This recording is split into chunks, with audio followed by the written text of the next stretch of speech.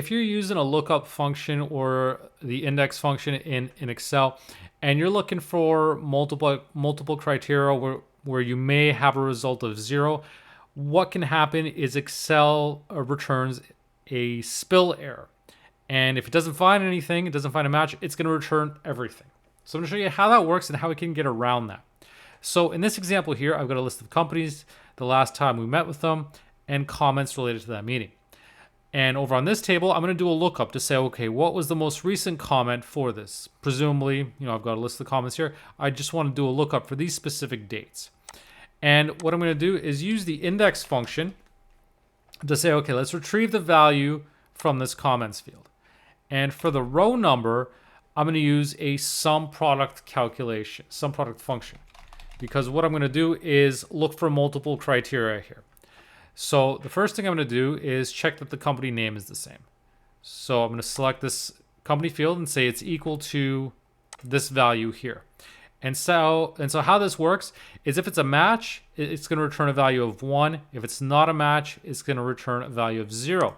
And this is important because what I'm doing with the sum product calculation is I'm multiplying this criteria. So obviously, if any one of these arguments that I set up is a 0, the whole thing is going to be 0, and it's not going to be a match. If everything is a match, it's going to be 1 times the row number. So for my next criteria, I'm checking that the date is equal to the value here. Again, multiplying by that. I'm also going to multiply by the row number. And to do that, I'm going to use the row function. And it doesn't matter which column I select, because I'm just getting the row value anyways. I'm going to close this, subtract 1 for the header. And then I'm going to close that. And so now once I do that, I specify the column number. I've only got one column because I've only selected just this one column here. So I can't specify anything else, otherwise I'm going to get an error. So I close this out, and we can see that for Blue Sky Solutions, August 1st, discuss potential software upgrades.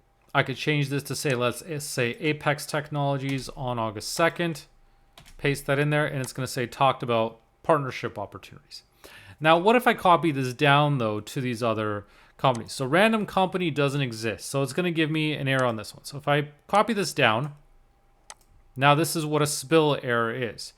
It's copying everything down below. And this is a problem because obviously I don't want this to happen. If I copy this down the rest of the way, it's going to tell me there's a spill error. And a spill error is basically saying there's not enough room for the results. And that spill error is happening because it's returning everything. So what I can do is get rid of this spill error by using the substitute function. I'm going to get rid of that 0 and replace it with a blank value. It's still going to give me an error, but it's going to avoid this issue where I've got all these values returned. So before the sum product function, I'm going to use the substitute function.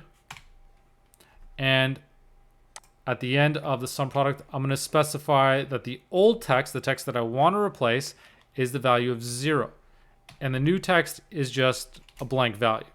Close that out. And now what's going to happen is I'm just going to get a regular error that you might get if you're using the match function or a lookup where something's not found or some calculation error. And so now what I can do is use something like the if error at the beginning to say just replace all this and say no comment found. And that'll trap my error. So if I wanted to replace that, I could use something like the if error. But if my goal is just to remove that spill function where I've got those values spilling in, then all I need to do is use the substitute function to get rid of the 0 and replace it with just a blank value. And by doing that, I avoid that issue of my values being returned where I've got everything piling into my results. Now, it's okay if you've got multiple values, you just see the spill error. But if you don't have other values, then obviously it's going to spill all the way down.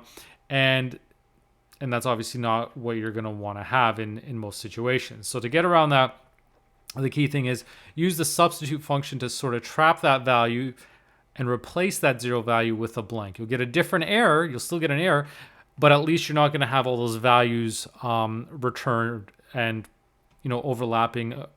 Your values are spilling into other values where you don't want them to go.